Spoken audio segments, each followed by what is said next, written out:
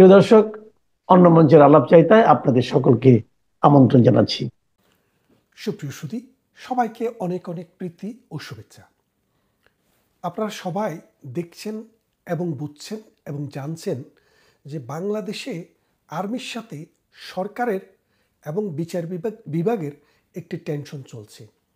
এই টেনশনটির মূল কারণ হচ্ছে বিচার বিভাগে, বিশেষ করে বাংলাদেশ সুপ্রিম কোর্টের অধীনে হাইকোর্ট লেভেলে একটি আদালত চলছে, যেটিকে আন্তর্জাতিক অপরাধ আদালত নামে অভিহিত।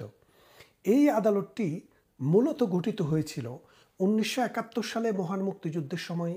রাজাকার, আল বদর, আল শামস, নেজামে ইসলাম, মুসলিম লীগ এবং জামাতে ইসলামী তারা প্যারামিলিটারি গঠন করে পাকিস্তানি সামরিক বাহিনীকে সহযোগিতা করেছে, বাংলাদেশের স্বাধীনতার বিরোধিতা করেছে এবং 9 মাসের যুদ্ধে 30 লক্ষ মানুষ, 2.5 লক্ষ নারীকে ধর্ষণ, 30 লক্ষ মানুষকে হত্যা, লক্ষ লক্ষ ঘরবাড়ি পুড়ে ছারখার, অসংখ্য হিন্দুকে মুসলিমে রূপান্তরিত এবং হিন্দু পরিবারগুলোকে নিঃশেষ করে ফেলেছিল। সেই রকম মানবতা বিরোধী অপরাধের সাথে যারা জড়িত ছিল যুদ্ধকালীন সময়ে, তাদের বিচার করার জন্য 1973 সালে একটি আইন করা হয়, যেটি আইসিটি আপনার আদালত, যেটা আন্তর্জাতিক ক্রাইমস ট্রাইব্যুনাল। সেই ক্রাইমস ট্রাইব্যুনালস অ্যাক্টটি 1973 সালে করা হয়। মূল কারণ কি?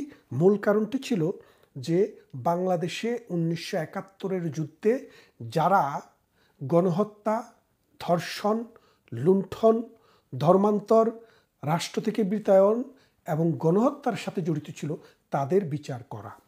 এবং আওয়ামী লীগ সরকারের সময়ে সেটি ধারাবাহিকভাবে চলছিল।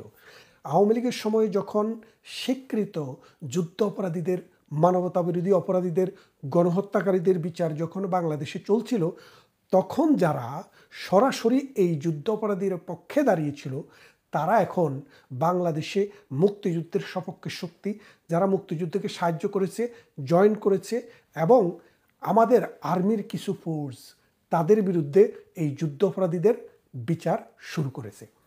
এই বিচারটি মূলত 71-এর প্রতিশোধ নেওয়ার জন্য করছে। আপনারা জানেন যে বাংলাদেশে যে সেনাবাহিনীটি আছে, এই সেনাবাহিনীটির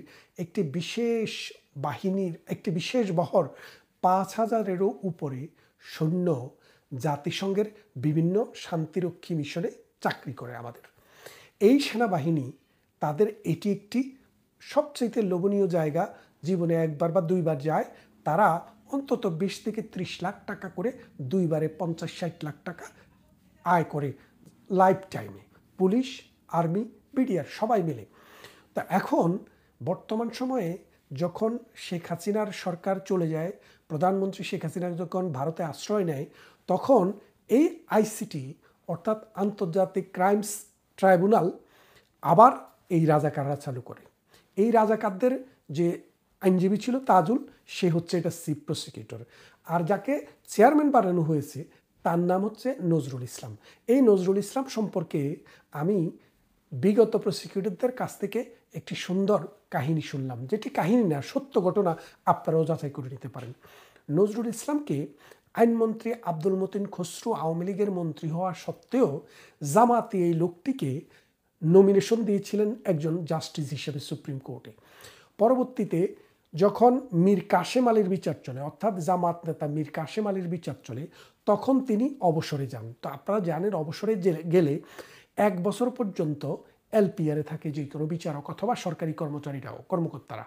এই 1 বছরে তাদেরকে ট্রিট করা হয় যে তারা সরকারি চাকরিতে আছে, বেতন পায়, ভাতা পায়, সরকারি বাড়ি পায় এবং অন্যান্য সুযোগ সুবিধা বহাল থাকে। তো তিনি যেদিন এলপিআরে গেলেন, নজরুল ইসলাম সাহেব, সেদিন তিনি 1 সপ্তাহের মাথায় জাস্টিস সিনহার কোর্টে যখন এই যুদ্ধ অপরাধীর বিচার চলছিল, তখন তিনি গিয়ে ওই যুদ্ধ অপরাধীদের পক্ষের আইনজীবী হিসাবে দাঁড়ালেন। তখন প্রসিকিউশন টিম সিরিয়াসলি অবজেকশন দিল যে তিনি তো এখনও জাস্টিস, কারণ এলপিআরে থাকা মানে তিনি আরও 1 বছর জাস্টিস। সুতরাং বাংলাদেশের আইন মোতাবেক, বাংলাদেশের সুপ্রিম কোর্টের রুল মোতাবেক কোনো জাস্টিস যতদিন পর্যন্ত না তিনি পূর্ণাঙ্গ অবসরে যাচ্ছেন, ততদিন পর্যন্ত তিনি ব্যক্তিগতভাবে কোনো ক্লায়েন্টের পক্ষে দাঁড়াইতে পারেন না। তখন জাস্টিস সিনহা সাহেব ওই আদালত 1 সপ্তাহের জন্য মুলতবি করেন। সেই ইমোরাল আইন ভঙ্গকারী ব্যক্তিকেই এখন এই শেখ হাসিনার বিরুদ্ধে এবং আর্মিদের বিরুদ্ধে যে বিচারটি হচ্ছে সেই বিচারের চেয়ারম্যান হিসেবে নিয়োগ করা হয়েছে অবসর থেকে এনে। আচ্ছা, এই দুজনের পরিচয় তো আপনারা পেলেন। এখন যে জায়গাটিতে সমস্যা দেখা দিয়েছে, আর্মির যে প্রধান জনাব ওয়াকারুজ্জামান, তিনি বেশ কিছুদিন আগে প্রেসিডেন্টের সাথে দেখা করেছেন এবং তিনি চিফ জাস্টিসের সাথে দেখা করেছেন। দেখা করে তিনি বলেছেন যে আর্মিতে যারা সার্ভিসে আছে তাদের যদি বিচার হতে হয় আর্মি আইনে হবে, তাদের বিচার সিভিলিয়ানের আইনে হবে না। বাংলাদেশে যদি আর্মি কোনো ক্রাইমের সাথে জড়িত থাকতো, আর্মি যদি দুর্নীতির সাথে জড়িত থাকতো, তাহলে কিন্তু বাংলাদেশের আর্মি জাতিসংঘের শান্তিরক্ষী বাহিনীতে যেতে পারতো না। জাতিসংঘের শান্তিরক্ষী বাহিনীতে যাওয়ার পূর্ব শর্ত হচ্ছে যে যেই দেশের আর্মি সরাসরি রাজনীতিতে হস্তক্ষেপ করে, যেই দেশের আর্মি সরাসরি রাজনীতিকে ডিকটেট করে, যেই দেশের আর্মি গণহত্যা করে, মানবতাবিরোধী অপরাধ করে এবং জননির্যাতনের সাথে জড়িত থাকে, তাদেরকে জাতিসংঘ কখনো শান্তিরক্ষী বাহিনী নিতে নেয় না। তাহলে আপনারা বোঝেন, এখন বাংলাদেশের যে সেনাবাহিনী, তারা যারা ডিজিএফআই, এনএসআই বিভিন্ন প্রতিষ্ঠানে কাজ করেছে, প্রধান ছিল, তাদের বিরুদ্ধে এখন এই জামাতিরা, এই ডক্টর ইউনূসের ফালক পুত্ররা কি করেছে? গণহত্যার অভিযোগ আনছে। গণহত্যা না, মানবতা বিরোধী অপরাধের অভিযোগ এনেছে।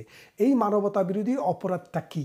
মানবতা বিরোধী অপরাধ হচ্ছে এমন কোনো অপরাধ যেই অপরাধটি কোনো একটি বিশেষ গোষ্ঠীর বিরুদ্ধে সংঘবদ্ধভাবে রাষ্ট্র সিস্টেমেটিক্যালি তাদেরকে নিঃশেষ করার চেষ্টা করে। এখন বাংলাদেশে দেখেন, ছাত্ররা কোনো বিশেষ গোষ্ঠী না, বিশেষ শ্রেণী না।